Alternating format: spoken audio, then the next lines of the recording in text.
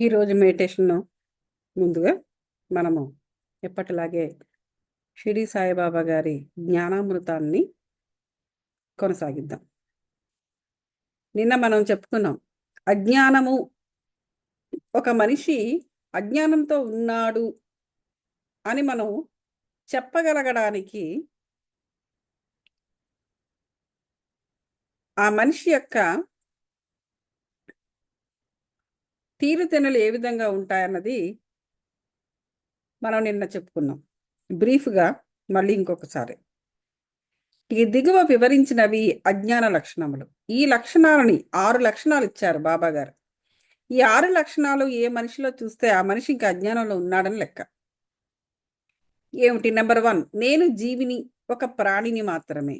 So ఆ వ్యక్తి తాను కేవలం ఒక జీవి, అంటే ఒక ఎన్నో రకాల జీవుల్లో నేను ఒకలాంటి జీవిని, అలాంటి జీవినే అని నమ్మడం.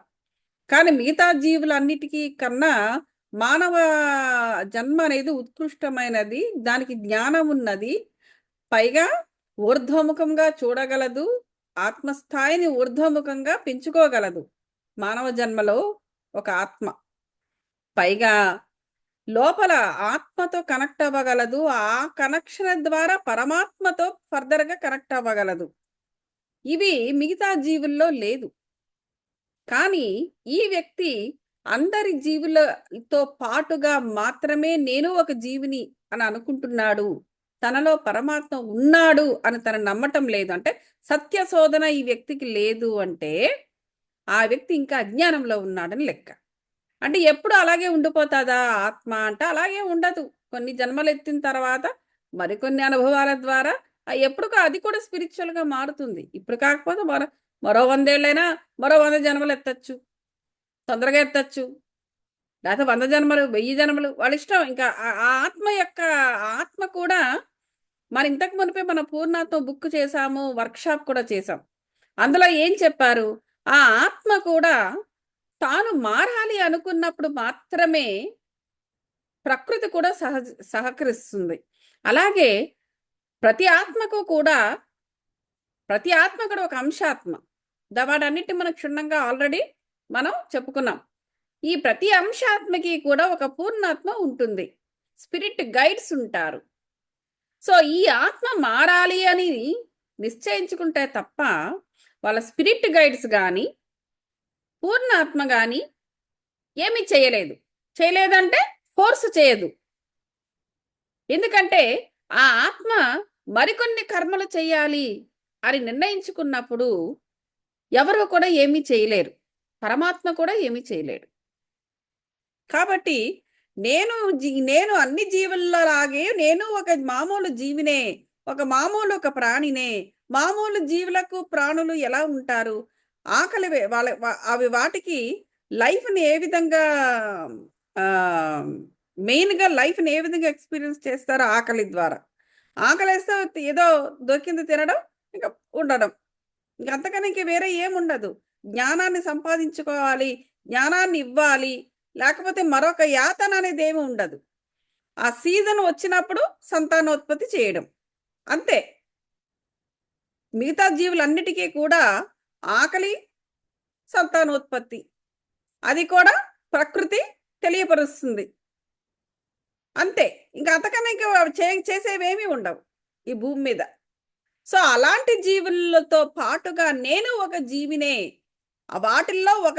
వాటిల్లోని జీవినే నేను కూడా అని ఎప్పుడైతే మానవుడు ఇంకా నమ్ముతూ ఉంటాడో వాడిలో ఇంకా మార్పుకి వాడు సిద్ధపడలేదు, ఆత్మ సిద్ధపడలేదు అని అర్థము. అటువంటి ఆత్మ ఇంకా అజ్ఞానంలో ఉన్నట్టే లెక్క. రెండవది, శరీరమే ఆత్మ అంటే ఏంటి? శరీరాన్నే, ఇది శరీరము పర్మనెంట్, ఈ శరీరమే ఆత్మ, ఈ శరీరం మించింది ఇంకోటి లేదు అని ఇంకా నమ్ముతూ ఉంటాడు. అంటే శారీరక స్థాయిలోనే ఉంటుంది ఆ ఆత్మ. అటువంటి ఆత్మ కూడా అజ్ఞానంతోనే ఉన్నట్టు లెక్క. మూడవది, భగవంతుడు, ప్రపంచము, జీవుడు అనేవారు వేరు వేరు అని చెప్పేసి నమ్ముతూ ఉంటాడు. ఇవాళ చనిపోయిన తర్వాత అవును ఇప్పుడు ఇలా ఉన్నాము, రేపొద్దున జన్మ ఉంటుందో లేదో ఎవరికి తెలుసు, చనిపోయిన తర్వాత ఏమైపోతామో ఎవరికి తెలుసు, ఇలాంటి మాటలు అంటూ ఉంటారు. భగవంతుడనేవాడు నేనే. నా లోపల పరమాత్మ ఉన్నాడు. నేను ఎప్పుడు నాకు ఆ జ్ఞానాన్ని మానవ జన్మ ఎత్తినందుకు నేను దాన్ని సంపాదించుకున్నాను. నేను ఆ ఎలిజిబిలిటీని సంపాదించుకున్నాకే నాకు ఈ మానవ జన్మ వచ్చింది. విశ్వం నాకు ఆ ఎలిజిబిలిటీ ఉంది కాబట్టే నాకు ఈ మానవ జన్మ ఎత్తింది. కాబట్టి మానవ జన్మలో నేను చెయ్యాల్సినవి నేను చెయ్యాలి అనేటువంటి విచక్షణ ఏమాత్రమూ లేకుండా అసలు తనలో భగవంతుడున్నాడని వాడు గుర్తించనివాడు, ఈ ప్రపంచము వేరు జీవుడు వేరు అని ఆలోచించేవాడు, ఎప్పుడూ కూడా ఈ శారీరక స్థాయిలో ఉండి ద్వంద్వార్థాలతో ఉండేవాడు, ఏకత్వాన్ని పాటించనివాడు. ఏకత్వాన్ని పాటించినప్పుడు నీకు దేవుడు అనేవాడు ఉన్నాడనే నీకు నమ్మకం ఉండదు. ఉండొచ్చు ఉండకపోవచ్చు అంటాడే తప్ప. ఎందుకు? వాడికి ఏకత్వ సాధన లేదు. ఇంకా ద్వంద్వార్థంలోనే ఉన్నాడు. ద్వంద్వము, ద్వైతము. శంకరాచార్యుల వారు అద్వైతాన్ని బోధించారు.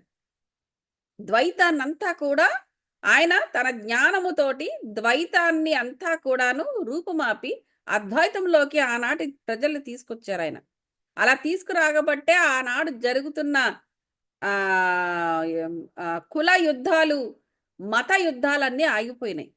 వారందరికీ జ్ఞానాన్ని ఇచ్చారు శంకరాచార్యుల వారు అద్వైతం ద్వారా. అది పోయి ఇప్పుడు మళ్ళీ ద్వైతంలోనే ఉన్నారు మానవులు. సో వీళ్ళు కూడా అజ్ఞానులే. నాలుగవది, నేను దేవుడను కాను అనుకునేవాడు మళ్ళీ అజ్ఞాని. శరీరము ఆత్మ కాదని తెలుసుకొనకుండుట. ఈ శరీరం ఆత్మ కాదు. ఈ శరీరం ఇక్కడే భూమి మీద ఉండిపోతుంది.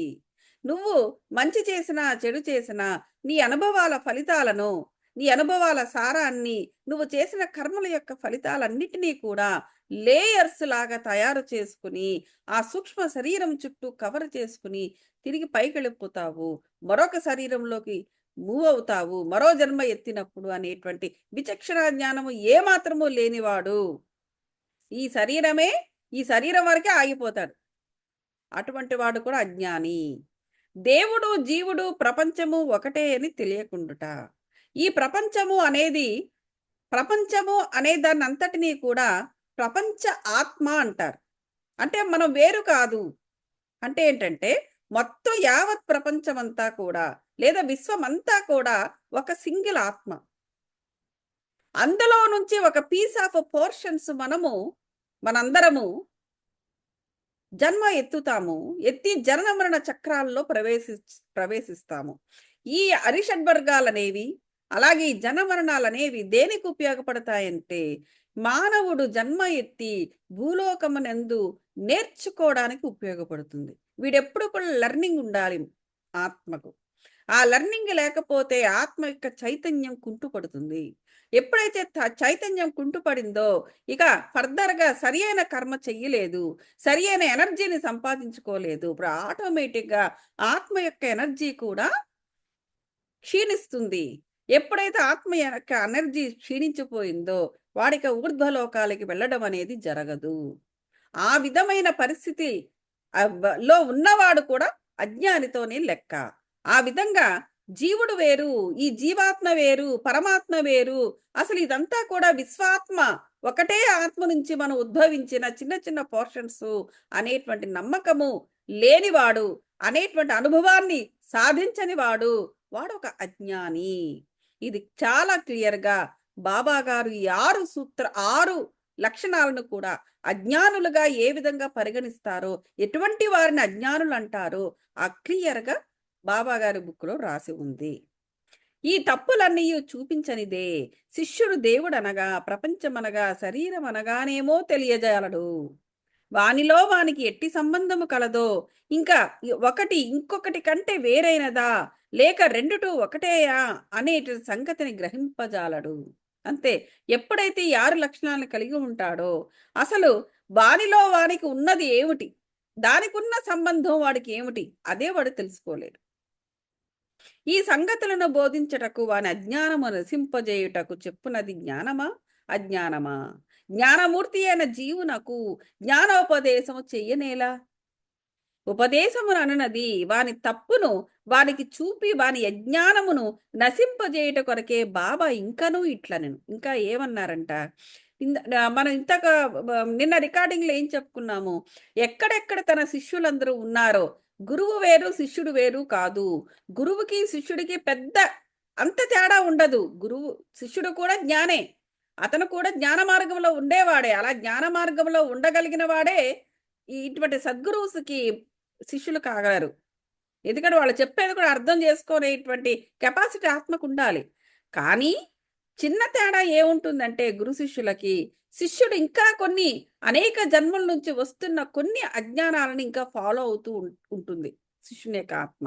సో అందుచేత ఈ సద్గురువుస్ జగద్గురువుస్ అనేవాళ్ళు ఎక్కడెక్కడ తమ శిష్యులు ఏ ఏ జన్మలు ఎత్తుతూ ఉన్నారో వారందరినీ గ్యాదర్ చేస్తారు. గ్యాదర్ చేసి వారికి జ్ఞానాన్ని ఇస్తూ వారి తప్పప్పులను ఎత్తి చూపుతూ, నువ్వు తప్పు చేశావు, ఈ తప్పుకు దానికి అర్థం ఇది, ఈ తప్పు నువ్వు ఎలాగా బయటపడాలి, నువ్వు ఎలాగ జ్ఞానాన్ని తీసుకోవాలని ఎల్లప్పుడూ కూడా వారికి చెప్పి దాని నుంచి బయట పెడుతూ ఉంటారన్నమాట. ప్రణిపాతం అనగా శరణాగతి చేయుట. శరణాగతి అనగా శరీరము, మనస్సు, ధనముల ఐశ్వర్యమును అన్నింటినీ అర్పించడము. శ్రీకృష్ణుని అర్జునుని ఇతర జ్ఞానాలను ఆశ్రయించిన మననేలా. సద్భక్తుడు సర్వము వాసుదేవ మాయగా భావించును. సద్భక్తుడు సదా భక్తితో ఉండేవాడు ప్రతి ఒక్క దానిని అంతా కూడాను దేవుని మయమే అంటాడట. భక్తుడు ఏ గురువునైనా శ్రీకృష్ణునిగానే భావిస్తాడట. భక్తుడు అంటే ఇంకా భక్త యోగంలో ఉన్నవాడు ఒక గురువుని ఏ గురువును కలిసినా తన ఏ దేవుని నమ్ముతున్నాడో ఆ దేవునితోనే భావిస్తాడు.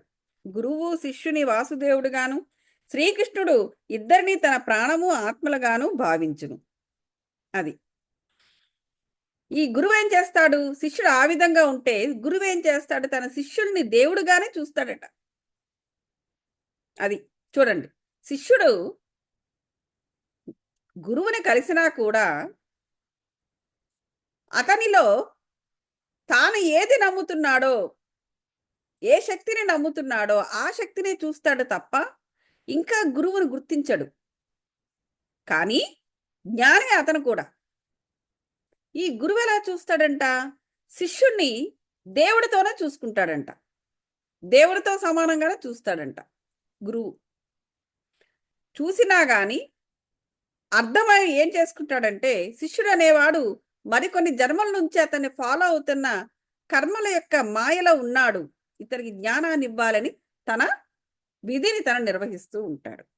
అటువంటి భక్తులు, అందుకే చూడండి పిఎస్ఎస్ఎంలో కూడా ఏదైనా అనారోగ్యంతో బాధపడుతున్న మెడిటేటర్స్ని పేషెంట్ గాడ్ అంటారు వాళ్ళు. ఎందుకు? అటువంటి పేషెంట్లో కూడా మనం దేవుణ్ణే చూడాలి.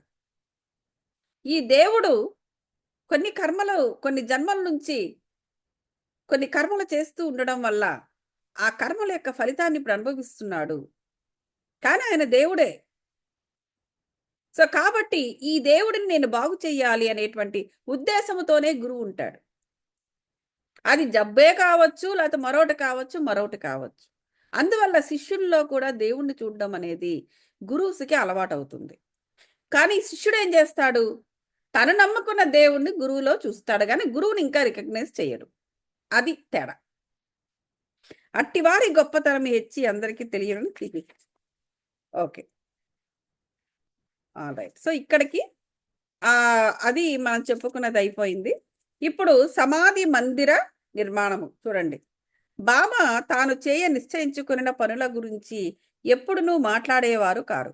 చూడండి, తాను ఏదో చేసుకుంటూ వెళ్ళేవారు ప్రజల కోసం, కానీ చెయ్యబోయే పనులు ఏదైనా పెద్ద పెద్ద పనులు ఏమైనా ఉంటే ఎవరికి చెప్పేవారు కాదట, ఎవరితోనూ మాట్లాడేవారు కాదు ఆ పనుల గురించి. ఏమీ సందడి కూడా చేసేవారు కారట, సైలెంట్గా చేసుకుంటూ వెళ్ళిపోయేవారట. సంగతి సందర్భములను వాతావరణమును మిక్కిలి యుక్తిగా నేర్పరిచి తప్పనిసరి ఫలితములు కలిగించుచూ ఉండేవారంట. అందుకు సమాధి మందిర నిర్మాణము ఒక ఉదాహరణ. నాగపూరు కోటీశ్వరుడు శ్రీమాన్ బాపు సాహెబ్ బుట్టి షిరిడీలో సకుటుంబంగా ఉండేవారు. అతనికి అచట సొంత భవనముండినా బావుండని ఆలోచన కలిగింది. కొన్నాళ్ల పిదప దీక్షిత్ వాడాలో నిద్రించుచుండగా అతనికి ఒక దృశ్యము కనిపించెను. బాబా స్వప్నంలో అగుపడి ఒక వాడాను మందిరముతో సహా నిర్మించమనెను. అది ఒక వాడాని అతను ఎట్లాగూ ఇదే నాగపూర్ నుంచిలో ఉన్న కోటీశ్వరుడు ఈ బుట్టి అనే అతను ఈ షిరిడి వచ్చాడు. ఒకసారి షిరిడీలో సకుటుంబంగా ఉండేవాడు. ఈ షిరిడీలోనే ఒక భవనాన్ని, ఒక సొంత భవనాన్ని కట్టుకుంటే బాగుంటుంది అని ఆలోచన చేశాడు. బాబా గారు స్వప్నంలో వెళ్ళి ఒక వాడాని నువ్వు కన్స్ట్రక్ట్ చెయ్యి, ఎలా అంటే మందిరముతో సహా నిర్మించు. బాబాసాహెబు పొద్దున్నే లేచి శ్యామ ఏడ్చుచుండట చూసి కారణం అడిగాను. శ్యామ ఇట్లు చెప్పాను, బాబా నా దగ్గరికి వచ్చి మందిరముతో వాడాల నిర్మింపుము, నేను అందరి కోరికలను నెరవేర్చెదను అనేసి అన్నారు. బాబా ప్రేమ మధురమైన పలుకులు విని నేను భావావేశమున మైమరిచితిని. నా గొంతుక ఆర్చుకుని పోయెను, నా కండ్ల నీరు కారుచుండెను, నేను ఏడ్చుట మొదలెటి తిని అనేసి చెప్పారు. వారిద్దరి దృశ్యములు ఒకటే అయినందువల్ల బాబాసాహెబ్ బుట్టి విస్మయముందెను. యువతల బుట్టీకి బాబా గారు అలాగే చెప్పారు. ఈ శ్యామాకి కూడా అదే విషయాన్ని చెప్పారు. ధనవంతుడు అగటు చేత ఎవరు బుట్టి చేతనైన వాడగటు చేత అతడొక వాడాను నిర్మించుటకు నిశ్చయించుకుని మాధవరావు సహాయంతో, అంటే ఈ శ్యామ పేరు ఇంకొక పేరు, వీళ్ళందరికీ మరాఠీ వాళ్ళకి 2-3 పేర్లు ఉంటాయి. ఈ మాధవరావు అంటే ఈ శ్యామానే. ఈ శ్యామ సహాయంతో ఒక ప్లాను వేశారు. కాకా సాహెబ్ దీక్షిత్ దానిని ఆమోదించాడు. కట్టుట ప్రారంభించారు. శ్యామ పర్యవేక్షణ చేయుచుండెను. భూగ్రహము బావి పూర్తయ్యను. చూడండి ఆ ప్లాన్లో ఏమేం పెట్టారు. భూగృహం ఒకటి, భూమ్య పరిగృహము ఒకటి, ఇలా ఇవన్నీ కూడా. బాబా కూడా లెండికి పోవునప్పుడు తిరిగి వచ్చినప్పుడు కొన్ని మార్పులను సలహాలను ఇచ్చిచుండెను. మిగిలిన పని అంతయు బాపు సాహెబ్ జోగును చూడమనిది. అది నిర్మించినప్పుడు బాపు సాహెబ్ బుట్టీకి ఒక ఆలోచన కలిగిన. చుట్టూ గదులుండి దాని మధ్యన ఒక విశాలమైన హాలులో మురళీధరుని శ్రీకృష్ణుని ప్రతిష్ఠ చేయవలనని శ్యామకు చెప్పాను. వాడా పక్క నుంచి బాబా పోవుచుండగా వారిని శ్యామ ఈ విషయం అడగగా బాబా అందులకు సమ్మతించి, దేవాలయము పూర్తి కాగానే నేనే అచ్చట నివసించుటకు వచ్చేదను అని వాడా వైపు చూచుచూ, వాడా పూర్తయిన పిమ్మట మనమే దాన్ని ఉపయోగించుకొనవలెను, మనమందరం అచ్చట ఉందుము, అందరము కలిసి మెలిసి అక్కడ ఆడుకుందుము, ఒకరికొకరు కౌగులించుకుని సంతోషముగా ఉండుదుము అనేసి అన్నారట. ఎక్కడ ఒకసారి మందిరం పూర్తయిన తర్వాత దీనికేం వచ్చింది ఆలోచన బుట్టికి, ఈ మందిరం అంతా పూర్తయింది, ఏదైనా విగ్రహం పెడితే బాగుంటుంది కదా, అదేదో శ్రీకృష్ణుని విగ్రహం పెడదాము అంటే బాబా గారితో చర్చించారు. అప్పుడు బాబా ఏమంటున్నాడంటే, దేవాలయం పూర్తి కానివ్వండి, నేనే అక్కడ నివసించడానికి వస్తాను అన్నారు. కానీ తాను మహాసమాధి అవుతున్నానన్న విషయము వాళ్ళకి చెప్పలేదు. నేనే అక్కడ నివసించడానికి వస్తాను అని చెప్పి అన్నారు. అంతేకాకుండా ఈ వాడ అంతా పూర్తయిన పిమ్మట మనమే దాన్ని ఉపయోగించుకుంటాము, మనమందరము అక్కడే ఉంటాము, అందరము కలిసిమెలిసి ఆడుకుంటాము, ఒకరికొకరు కౌగులించుకుని సంతోషముగా ఉంటాము అన్నారు. కానీ అసలు విషయం చెప్పలేదు. దేవస్థాన మధ్య మందిరము కట్టుటకది తగిన శుభ సమయమా అని శ్యామ అడుగగా బాబా అన్నారు. బాబా ఏమన్నా అంటే సమ్మతించుటచే శ్యామ కొబ్బరికాయ తెచ్చి పగలగొట్టి పని ప్రారంభించారు. కొద్ది కాలంలో పని పూర్తయింది. మురళీధర్ విగ్రహము తయారు చేయట ఆజ్ఞాపించారు. మురళీధర విగ్రహము తయారు కృష్ణుడిది. అది తయారు కాక మునిపే కొత్త సంగతి జరిగింది. బాబాకు తీవ్రమైన జ్వరము వచ్చారు. వారు కాయమును విడుచుటకు సిద్ధముగా ఉండిరి. ఇంకా కృష్ణుని యొక్క విగ్రహం పూర్తి అవ్వనేలేదు. ఈ లోపల బాబా గారికి తీవ్రమైన జ్వరం రావడము, ఇంకా ఆయన దేహాన్ని వదిలేసి వెళ్ళిపోయే సమయము ఆసన్నమైంది.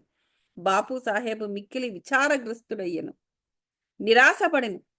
బాబా సమాధి చెందినచో తన వాడ బాబా పాదములచే పవిత్రము కాదనియు, తాను మదుపు పెట్టిన 1,00,000 రూపాయలు వ్యర్థమగనని చింతించాను. కానీ బాబా సమాధి చెందక ముందు నన్ను రాతి మందిరంలో ఉంచుడు అన్నట్టి పలుకు బాబా సాహెబ్కే గాక అందరికీ ఊరట కలిగించు. సకాలమున బాబా పవిత్ర శరీరము మధ్య మందిరములో పెట్టి సమాధి చేసిరి. ఇట్లు మురళీధర్ కొరకు నిర్ణయించిన స్థలమునందు బాబానే సమాధి చేయుటచే బాబాయే మురళీధరుడు అనియు బుట్టివాడయే సమాధి మందిరమనియు అర్థము గ్రహించవలెను. అది చూసారా, అక్కడ ఇక్కడ కృష్ణుని పెట్టాలి అన్నారు, కానీ ఆ ప్లేస్లో ఈయన అక్కడ వచ్చారు, సమాధి ఇదిలో స్థలం అయింది. అది అక్కడ సమాధి మందిరం కూడా అయింది. ఇప్పుడు ఉన్న షిరిడి అదే. వారి విచిత్ర జీవితము లోతును కనుగొన సఖ్యము కాదు. తాను కట్టించిన వాడాలో బాబా పవిత్ర శరీరము సమాధి అగుటచే బాపు సాహెబ్ బుట్టి మిగిల ధన్యుడు, అదృష్టశాలి. ఓం నమో శ్రీ సాయినాథాయ. శాంతి శాంతి శాంతి. 39వ అధ్యాయము మనము సంపూర్ణం చేశాం మాస్టర్స్. మనము ఈ స్టోరీ చివరికి వచ్చేస్తున్నాం మనము. ఓకే, అందరూ కూడా సుఖాసీనుల కండి.